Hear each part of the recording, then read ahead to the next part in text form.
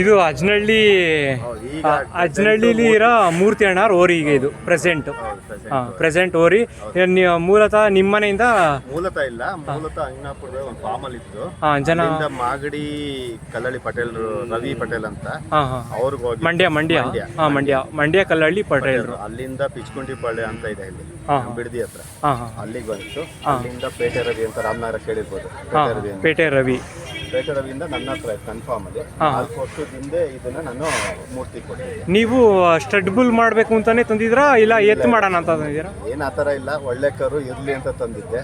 ಮೂರ್ತಿಯವ್ರು ಬಲವಂತ ಮಾಡಿ ಇಲ್ಲ ಬೇಕಣ್ಣ ನನಗೆ ಓರಿಲ್ಲ ಅಂತ ಅವ್ನು ಬಂದು ಹಾಕೊಂಡಿದ್ದೆ. ಇವತ್ತಿಗೆ ಇದು ಈ ನಮ್ಮ ಭಾಗದಲ್ಲಿ ಒಳ್ಳೊಳ್ಳೆ ಕರುಗಳು ಕೊಟ್ಟಿದೆ. ಇಲ್ಲಿಂದ ರಾಮನಗರವರೆಗೂ ನೋಡಿ. ಇವಾಗ ಇಲ್ಲಿ ಹೇಳ್ಸೋದು ಇದು ಅದ್ರದ್ದೇನೆ, ಈ ಕರು ಬಂದು ಇದ್ರದ್ದೇನೆ. ಅದು ಎಷ್ಟು ಚೆನ್ನಾಗಿ ಅನ್ಸುತ್ತೆ. ಇವತ್ತು 12 ಲಕ್ಷ ಹೇಳ್ತಿದ್ದೀನಿ ಗೊತ್ತೇ. ಆ ಕರು ಇದು ಕೊಟ್ಟಿದ್ದೀನಿ ಗವಿನಾಗ.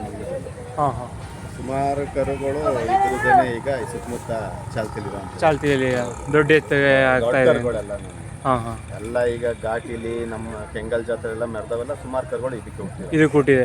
ಆದ್ರೆ ಅಜ್ನಳ್ಳಿ ಬ್ಲಡ್ ಲೈನ್ ಅವ್ನು ಬ್ಲಡ್ ಲೈನ್ ಅಂತ ಅಲ್ಲ, ಆಕ್ಚುಲಿ ನಮ್ಮ ಮನೇಲಿ ಹುಟ್ಟಿದ್ದು.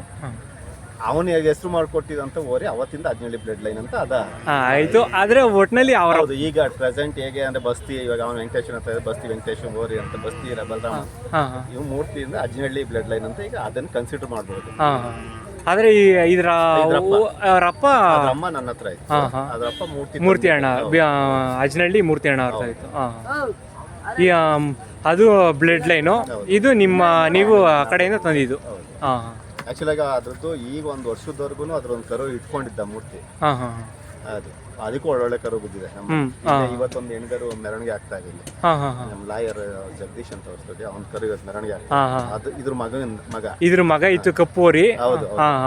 ಕಪ್ಪೋರಿ ಅದು ಕುಟ್ಟಿದಂತ ಕರು ಮೆರವಣಿಗೆ ಆಗ್ತಾ ಇದೆ ಈಗ. ಇದು ನಿಮ್ಮ ಫಾರ್ಮಿಂದಾನೇ ಬಂದಿದ್ದು? 4 ವರ್ಷದಿಂದ ಮೂರ್ತಿ ಹತ್ರ ಇದೆ.